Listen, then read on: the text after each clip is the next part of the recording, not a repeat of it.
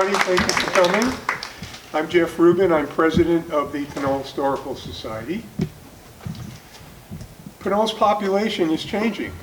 You know, we've been at the Pinole Farmers Market since 2007. So that's 14 years that we've been at the Pinole Farmers Market, and you can see the change in our population over that time. Not only ethnically, but a lot of young families now, a lot of young people that we never saw back in the beginning of this millennium. Now we're getting young people with families. They moved here from somewhere else because Pinole's a beautiful place, and the demographics are changing. Pinole now, according to Cal Cities, which is a statewide organization, is now the 6th most diverse city in the state, and that is something very new. And as a historical society, it's our responsibility to chronicle the changes, because this is part of our city's history. And so we devised this project. I was talking to Diana, and one of the objectives is to get students involved, young people involved in the historical society and in the interest of history in Pinole. This is an issue with all nonprofits in California, and I suspect all over the country. Rotary, Lions Club, Exchange Club, all of these organizations have an older population. We need to get young people involved to sustain the Historical Society, and Diana and I and Mitzi, we talked about getting students involved. And today you are going to see some really great work. We've already seen it. Some really great work from the first 3 students to participate in the Diversifying Pinole History Project, and I am really excited. So thank you all for coming. And at this time, it's my pleasure to introduce the Mayor of Pinole, Norma Martinez-Rubin. Thank you, Mitzi and Diana, for piquing all of our curiosity. So what is curiosity?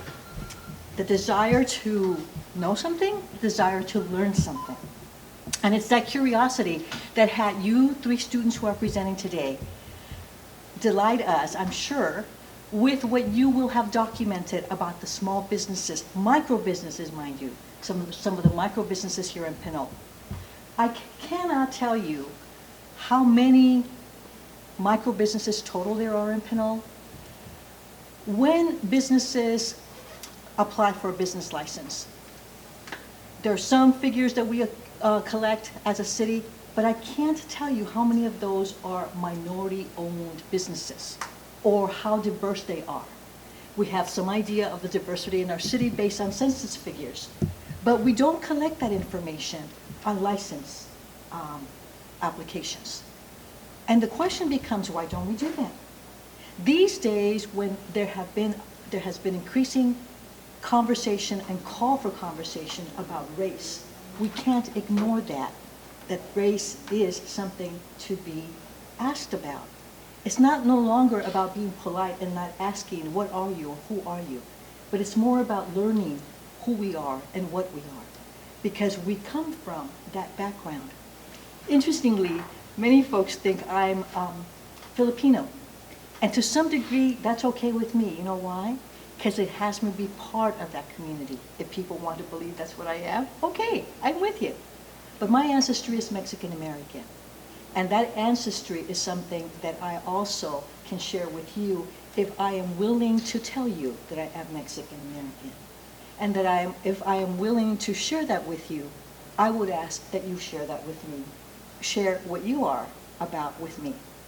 And what that does, hopefully, it piques my curiosity about how we can communicate and relate, or maybe how we can't, and maybe why we don't. And interestingly, today, we have a few of us interested and curious about micro businesses and history and documenting and recording and diversifying, because we realize that as curious as we are, we also have to pique the curiosity of other people. And you know what? It doesn't take a lot. It takes looking at a menu, being curious about what's on the menu that might be different from how the kinds of foods that I eat. It might be about the services and how those services are delivered. Might be different from what I'm used to. Might make me a little uncomfortable because I'm unfamiliar with that.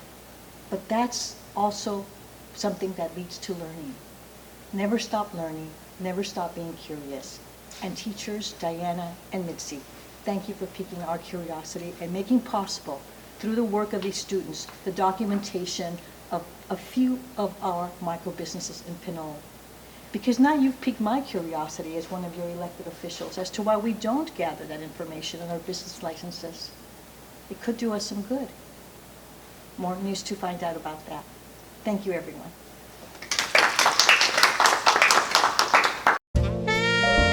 Hello, my name is Justin Trujillo. I am a senior at Pinole Valley High School, and today I will be presenting my project about Sue's Place in Pinole and telling the life and story of Sue Bermejo, the owner of Sue's Place. And this will all be narrated by me. I made the video, and I'm here sharing it with you all today. I hope you guys enjoy. Here in this picture I took, you can see Sue with her daughter Ellie in the restaurant. Sue was born in the Philippines, but immigrated to Canada a few years after her aunt was chosen to work in the garment industry there.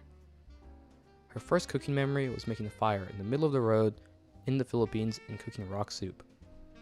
She has over 40 years of experience in the food industry and got her start as a buswoman for her family's restaurant. She attended the British Columbia Institute of Technology for a culinary program and later did an associate's program in hotel and restaurant management in Camosun College in Victoria, British Columbia. She got her first cooking gig at the Concord Hilton Hotel as a banquet chef. As I mentioned, Sue has over 40 years of experience in the food industry. Many of these were spent in restaurant and hotel management on top of cooking. On a side note, Sue also studied photojournalism at the College of Marin with a focus in black and white photography. Although she didn't end up deciding on this path, the skills she learned in photojournalism really ended up helping her when she opened her own business. For example, this picture she took of her shrimp tacos for her restaurant's Facebook page. You can see how what Sue learned helped her frame this picture perfectly and use lighting, since she studied black and white photography. Of course, light is one of the most important things, and that's what she learned at the College of Marin. One of the big questions I had for Sue when doing this interview is, why Pinole? Why choose Pinole as a place to start your business? Of course, many people don't know where Pinole is, and it's pretty random for someone to come from a place like Canada and choose Pinole as a place to start their business. But when I asked her this question, the answer I got was actually pretty amazing. So she worked in Sausalito and had a commute from Pleasant Hill. And rather than taking the junction to get onto I-80 from Highway 4, she decided to just get off on San Pablo Avenue in Hercules. And if she never made this decision, she probably wouldn't have discovered Pinole, and Sue's Place probably wouldn't be here today. But when making this decision, going through San Pablo Avenue, she found Pinole. And she loved it, because Pinole reminded her of her home in Winnipeg, Canada. Sue then told herself that one day she would live in Pinole, and after having her daughter in 2008, she moved to Pinole in 2009 to take a year off to spend with her daughter. Now, although Sue's Place is a fairly new business, the building in which Sue runs her business has been around for much longer. The building became a restaurant in 1962 when the former fire chief, Alex Clark, and his friend Bob Dutra bought the building when it was the Greenfield department store. They sold the cafe, then bought it again, then sold it again. Dave Brandt bought it in 1978 after the death of the previous owner. Dave became the cook, with his daughter Corey being the waitress. By the time Dave passed away, Corey was married to Alex Clark's son, Chano. I remember going here when I was 6 to 10 years old for breakfast with my family. There's just something about this building that attracts so many people. Maybe it's the mural, the air vents, the counter you can eat at. There's just a certain feeling you get from being there. And that same exact feeling is the reason why Sue's Place is here today. On one Sunday morning in October, Sue was driving around Pinole when she decided to park her car outside the Alley Cafe. She had just quit her job that Friday and wasn't working. She decided to walk inside the restaurant, and when she did, she asked the man at the front, "Are you guys for sale?" The confused man said, "Do you want takeout?" Sue repeated, "Are you for sale?" The man said, "Yes, how do you know?" And Sue didn't know. Only by coincidence, the Alley Cafe was for sale. 2 weeks later, Sue's Place was born. Here's a fun fact about the name Sue's Place. While working for a senior living center, Sue showed COVID-like symptoms after receiving her yearly flu shot. Due to this, she was sent home for 2 weeks and decided this was a perfect opportunity to open a small business at home on Facebook selling food. She told her customers to pick up the food at Sue's Place in reference to her home. And when buying the Alley Cafe, she told the owner she would change the restaurant name. He suggested that she shouldn't, but she decided to anyways, because at this point it was her food, her business, and most importantly, it was now Sue's Place. Opening a business comes with its challenges. But opening a business in a pandemic? I mean, come on, that just seems impossible, right? But despite that, despite the odds being against her, Sue got to work making food for takeout and delivery via Grubhub. 2 weeks after opening, the CDC allowed for 25% seating capacity. Customers had the choice to sit outside in this nice patio seating setup or inside the restaurant. Sue's Place should feel like home to many of those who remember the Alley Cafe. The classic booths, bar-like seating near the grill. Here you can see some photos I took of Sue's Place. She has hung up pictures of her daughter with her Little League team. There's also a bunch of Giants gear that is hung up, once again for her daughter since she's a huge Giants fan. When doing my interview with Sue, her daughter was also present and told me she made the restaurant logo. I didn't have a laugh when she told me that she could do much better now, so I guess I expect a new and improved logo in the near future. Sue has about 8 employees total, and all the employees she's worked with at Sue's Place have worked with her in the past at some point. And Sue is usually there 6 to 7 times a week.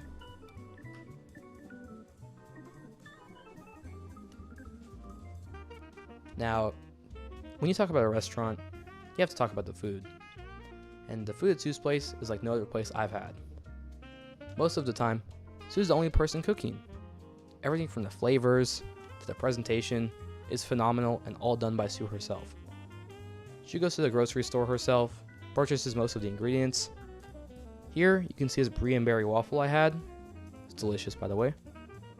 My friend Andrew reaching for his phone before taking a picture, or reaching for his phone to take a picture of his ribeye steak before digging in.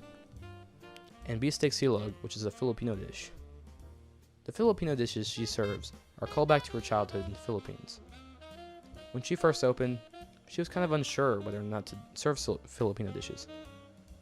It was something different, and she wasn't sure if it would be received well by customers. But after giving her employees a taste of the food, they agreed it should be shared with the people of Pinole. Sue feels that her menu should reflect the community, and with Pinole being so diverse, Sue's menu reflects that, offering everything from adobo to tacos. Sue expressed to me that working at a senior home really showed her the importance of food to seniors, and not just seniors, but all people as well. She saw how happy the seniors were eating their food, and how certain food that they were served triggered these great memories. This encouraged her to put her all into the dishes she made, since they weren't just delicious, but they also took people back to great times in her lives. This is a big part of what encourages her to make certain menu items. She also gets inspiration from watching Food Network shows and other online resources. With a restaurant that serves the food that reflects the community, you're right in guessing it serves the community itself as well. Sue's Place has done fundraisers for Ellerhorst Elementary, Collins Elementary, as well as serving meals to seniors for Christmas. Sue hopes to get more involved in the community through food and more events like these. The future of Sue's place. She's mentioned possibly serving dinner in the future and being open to the idea of serving alcoholic drinks if that's what people want. While these ideas are only ideas for now, there are plenty more plans Sue has been cooking up that we'll have to wait and see. Here we are again, a picture of Sue with her daughter Ellie. But now you know this isn't just Sue at Sue's place. This is Sue, who has dedicated years of her life to perfecting her craft of cooking and providing great service and an experience for those who eat her food. This is all perfectly reflected in Sue's place. The great food, friendly service, and carefully thought out ideas put onto the menu. Whether it's ribeye steak, brisket tacos, or one of the many waffles she's made, it'll all be made with care at 2265 Pear Street, Pinole.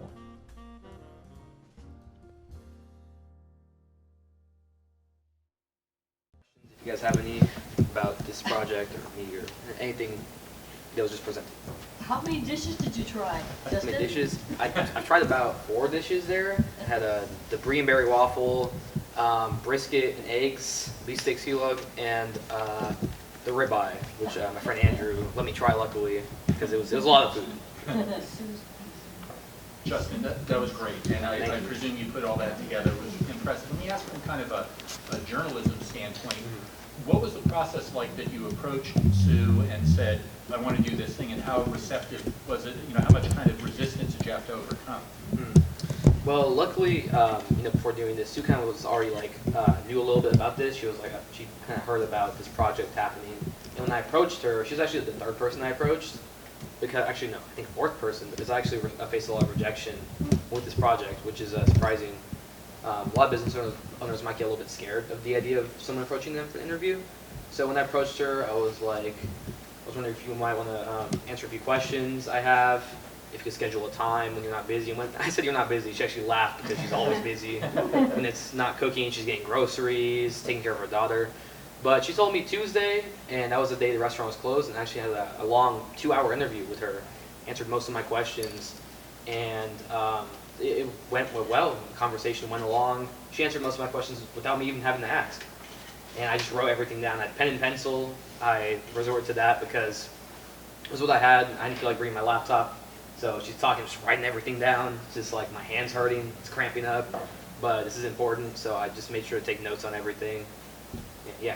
I'm really impressed. I just want to say, as a graduate of the University of California in history, that was stuff I was doing as a senior at the university. It's really impressive. Nicely done. Thank you. Justin. Thank you. Thank you. Any other questions?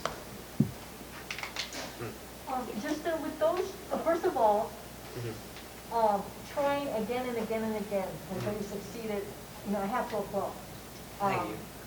Having faced rejections of all kinds, it's not an easy thing to face, and then, it's really tempting to just give up, and it's frustrating. Yeah. So thank you for continuing, and I was curious if those other businesses that rejected you gave a reason for doing so, and if so, what were those reasons? The reasons, I'm not going to name any of the businesses, but one of the reasons was that they didn't know what I was there for. They didn't know who I was. I mean, even though I introduced myself, at the same time, I could be lying. I mean, I guess I could be lying about it, possibly. I don't have the credentials to show them of who I am and what I'm doing. And it's mostly that they just didn't know. And, I noticed that a lot of people it's a human thing to fear what we don't know. So I wasn't really upset that they rejected me. I was more upset at the fact that now I had to go look somewhere else, and I was probably gonna face more rejection. But luckily, when I got to Sue's place, she was open for it and was willing to do the interview. So yeah. Thank you. Thank you.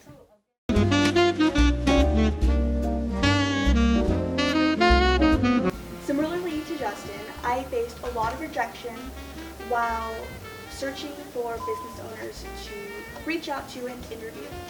Fortunately, I was able to interview two minority business owners, one being a Black-owned business and the other being a Mexican-American-owned business. I'm incredibly fortunate and lucky to be able to get their voices out there and share my results with everyone. So thank you. Now beginning with the Black-owned business.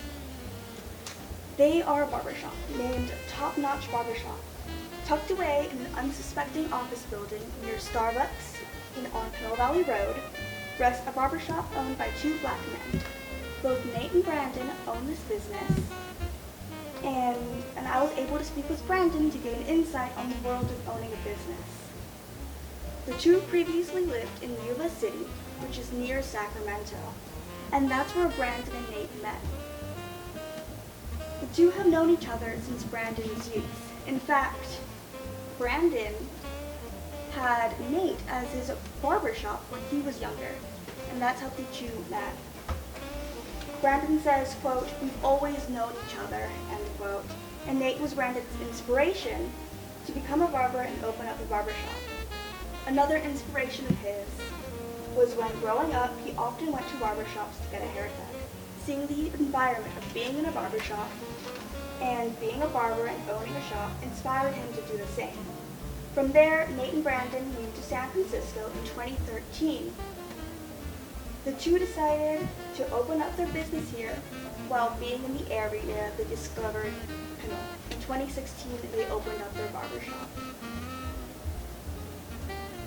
Brandon says the best part is, quote, "Seeing how barbershops help people with their haircuts every day, and it helps people feel better." And while he says this, Nate is cutting a gentleman's hair in the background, which really sets the scene of how influential these young men are. It, quotes, "makes them feel better," which a lot of people can agree with, considering these young men currently have a 5-star rating on Yelp. On June 15th, 2021, one writer says, quote, "Dropped in here for the first time to get a quick fade. Brandon took me right away and hooked me up with the best fade I've ever had. He was quick, efficient, and pleasant, and gave me exactly what I wanted. The shop is clean and has a cool modern aesthetic. We'll be returning here for my cuts from now on. A+. In May of 2019, another says, quote, "Came here as a walk-in to get my son's haircut. Definitely glad I found this place. Barber Nate did a great job, and he made my son feel comfortable. I've been getting compliments on his hair everywhere we go. We've definitely found him a regular barber," end quote. People of Pinole love this place, and he definitely feels it by saying, quote, "Pinole's been great to us ever since we started. They feel supported and blessed to have people from all over Pinole, and even other places, to come in here and get their haircut. Their message to Pinole is, quote, stay great, stay Pinole. Top Notch Barbershop deserves the best and more recognition. You can find them at 1249 Pinole Valley Road, Pinole, California, 94564. Thank you."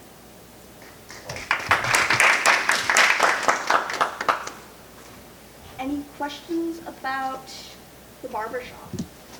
Did you go, Lizzie? Were you inside it? Yes, I was. What was the vibe? I mean, is it mostly for men? It's mostly for men. And so what was your sense like in terms of like just kind of as a fly on the wall? I mean, what was the vibe?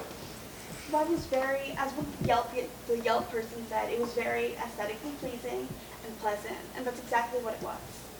The vibe was very friendly and welcoming. They were actually very welcome to have me over and have me speak to them. They were very nice, and I was really happy to be able to meet them. Cool, thanks.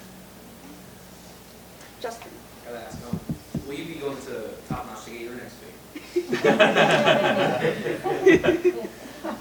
Maybe. An undercut. I'm trying to picture where they are. I was trying to too. Well, what are they surrounded by? They're near Starbucks on Pinole Valley Road, the one across from Habit, and that little plaza right there. So next to the Starbucks, there's this little office building right there, and there's a bunch of businesses inside, and one of them being that barber shop that's right in that little area right there. So we're Kaiser, on the side of we're Kaiser. Yes. On the other side of Pinole, Yes, just next to him. Okay, well, you know, now I'm curious enough to walk over. Is it a place that one has to walk over? You couldn't see it if you were driving by? Yeah. You'd have to walk over, and you can drive in there, but if you're on Pinole Valley Road and you drive there, you wouldn't able to see it. So this right there on the left corner, you pull up and you enter the building right there. Okay, I'll have to take a walk. Thank you. Of course. I also have a question for you, Lizzie.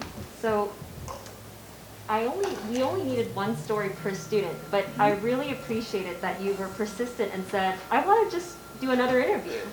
Can you tell me why it is that you decided to do one more interview? Because I felt like there weren't enough Latin and Black-owned businesses in Pinole, and I really wanted to get their voices out there.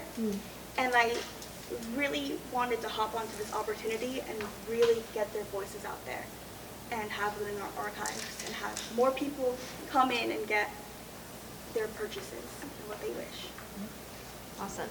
Well, Lizzie has one more story, so I'll have that set up for you. Thank you. How did you discover them, Lizzie? Yeah. I discovered them by my mom. My mom mentioned this barbershop that was Black-owned near Starbucks, and I really wanted to check it out and interview them. And I'm very fortunate and lucky to have them say yes.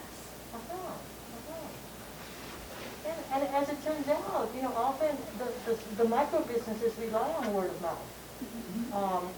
And so here's an example of that. Not to say that that's the only way that they can be known, and so this is very helpful for us to identify.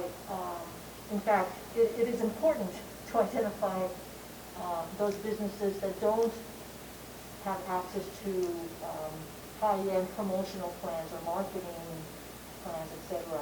So yeah, thank you for letting us know about this one. And thank you for that comment. So my next interview was Valley Produce Market, which is a Mexican-American Latino shop on San Pablo Avenue in Pinole. And I was fortunate to be able to interview them and ask them a few questions. So here we go. Located in Pinole resides a Mexican market named Valley Produce Market. The market sells a myriad of things, from fresh meat to basic groceries such as milk and eggs, but what makes it stand out is that they sell Latin products. They are one of the very few Latin-owned businesses here in Pinole. Typically, to purchase Latin products,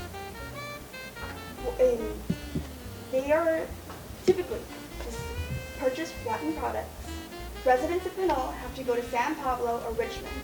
Fortunately for members of Pinole, specifically those who are Hispanic or wish to cook any Latin dishes, this market is there for them at a close distance.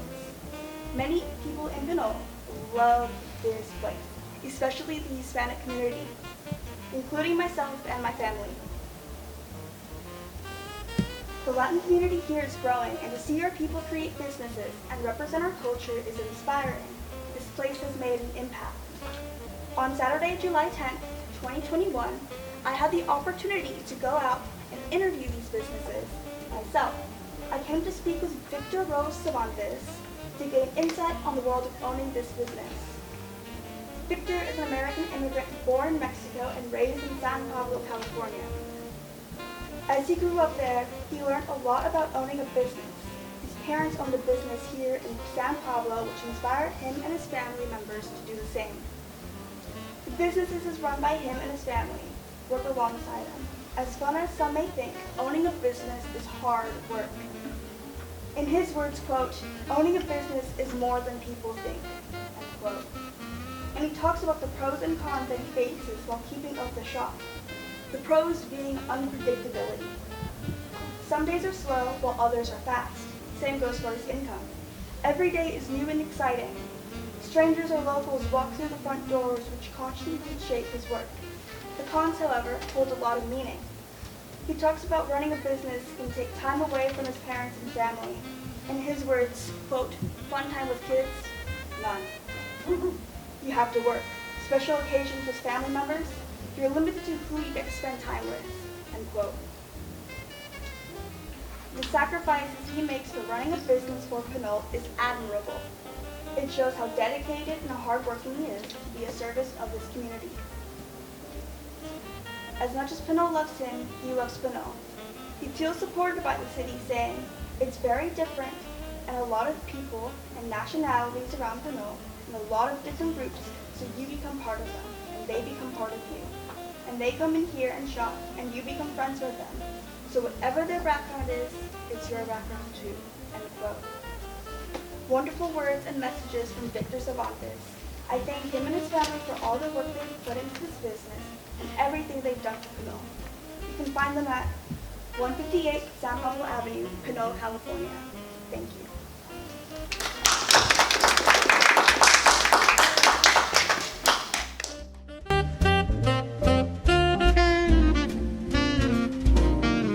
Valley in June, and I'm going to college in LA this fall. So, Where are you going off to college, Devin? Claremont McKenna College, it's a private college. So, let me introduce who is Ricardo Velasco. So, as you see on the title, he's a realtor and a managing partner of Sequoia Real Estate. But beyond that, he was born and raised in Richmond and grew up in Pinole for the majority of his life. He graduated from Salesian High School in 1983, and he played football for all 4 years of high school. And soon after, he went to junior college and was faced with the question of what's next with his life. Next slide, please. So he found an acquaintance at the Pacific Stock Exchange in San Francisco. And from there, he hit it on in terms of working in the fast-paced and competitive nature of the stock exchange. So Velasco, he was one of the pioneers in trading futures on the auction floors, which meant looking at the future index, as well as slowly ranking up to various positions on the stock exchange floor, from becoming a runner to an options trader, as well as working with corporate banks such as Credit Suisse of West Coast operations as the vice president. However, with the rise of technology, Velasco was phased out after 20 years at the stock exchange, which meant that he was at a crossroads with his life, and he needed to figure out what was next again for the second time. So a big motivator in the next route was his wife, who basically told him, "You need to do something with your life." Next slide, please. So moving into real estate. So on the stock exchange floor, it was a sense of brotherhood, or like a fraternity that they would say, dealing with vocabulary that was only known to them, and it was a form of networking and collaboration. And because of this, the majority of people who worked on the stock exchange floor moved into real estate. And from there, Ricardo moved to Century 21 in Richmond, where he worked there for a bit, and then after a year, he merged with another Century 21 franchise to become more viable and larger as the market changed over time.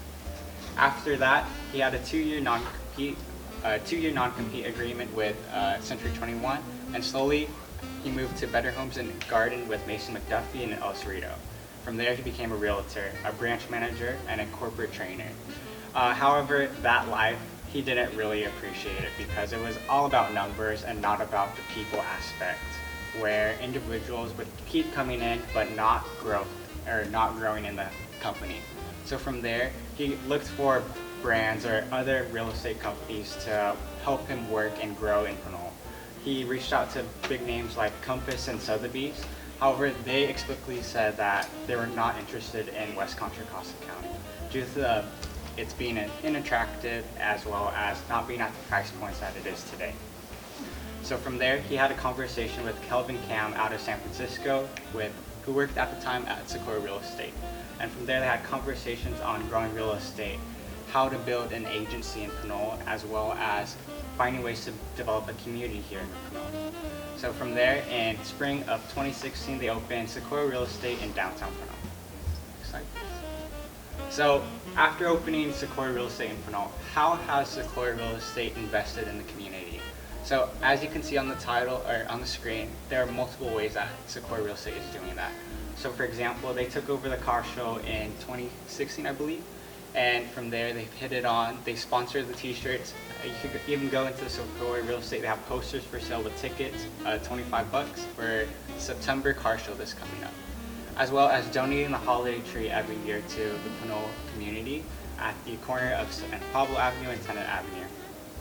And because of COVID, they looked for ways for involvement in the community, as they could not do their annual car show, they could not do their annual barbecue, they could not do all these events that were beneficial to the community.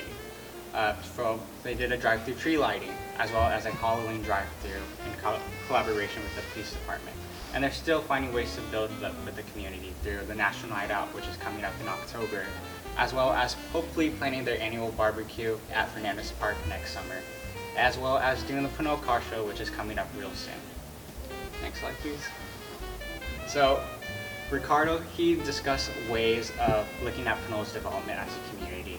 So there's mom and pop shops in downtown Pinole, like the Green Lantern, which is evolving into a new ramen place sooner or later, as well as looking at the familiar places, like right next to Sequoia Real Estate is Sue's Place, which just opened during the pandemic, which is unbelievable. And national chains having a presence in Pinole. Why is this important? Of course, he's a realtor and a real estate agent.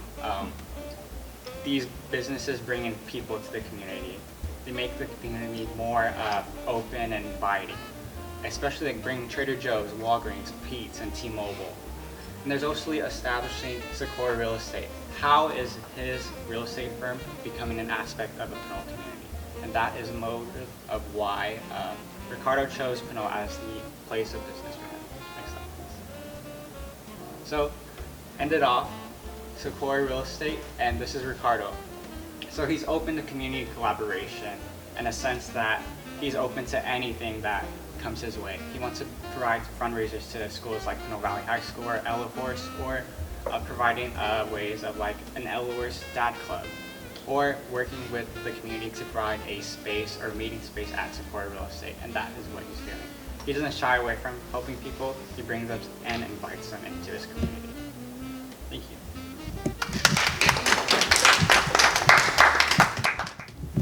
Yeah, what exercises do you do to have all that information in your? Honestly, I winged it. I just thought about this and then I winged it. I was honestly gonna have index cards with me, but I forgot them. But here we are. So kind of joking aside, it seemed like you got to learn a lot from Ricardo. Mm-hmm.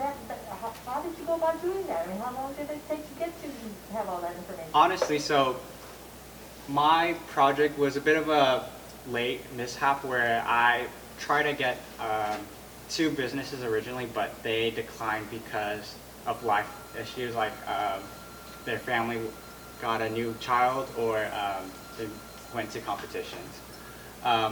But then we had a meeting, or an interview, a 40-minute interview, and even though that was pretty short, I got a lot of information from him because I introduced him with my pitch, introducing who I am, some familiarities with each other. Like, I used to grow up in a small business when I was a kid, and Ricardo, he's grown up in this San Francisco, the East Bay neighborhoods where, stocks to houses. And I guess that transitioned into this conversation where I learned a lot about him as an individual. I may have missed it. Where is he from? What's his nationality? I believe he is Mexican American. Yes, Justin. It's like, I thought it was pretty interesting how you do real estate. I would have never expected a real estate person to contribute so much to the community and to like, this kind of thing. Also, it's hilarious. It's Sequoia Real Estate donates a tree. Yeah. Yeah. I just got that. Just under his puns. So thank you. That was really interesting. Yeah, these are like 2 pretty, like, I don't want to say obscure, but, pretty opaque, like, businesses, stock exchange, real estate. These are things that most adults still kind of struggle to wrap their heads around, as you said, specialized language. How, and did you have any kind of preconceived understanding? Have you learned more about it? And seriously, stocks and real estate? So basically, I did not even know what the Pacific Stock Exchange was until I met him, because I didn't even know what that was or that existed here in San Francisco, or that formerly existed. It used to be that, and then now it moved into the New York Stock Exchange in New York City. And then in terms of real estate, my perspective was not this. my perspective with real estate is all about money, money, money, numbers, numbers, numbers. But getting to hear about what he truly wants in a community, what he wants to do in terms of growing with his own homeowners of the community, I guess that is pretty valuable in the sense that that's not just real estate, there's a people aspect to real estate as well as stocks. Excellent. On behalf of everybody here, I want to apologize in advance for Pinole Valley High School's education in economics. We will try to do better so that our graduating students have a complete understanding of these institutions. Very nice job, Devin. Thank you. Yeah. Thank you so much, everybody.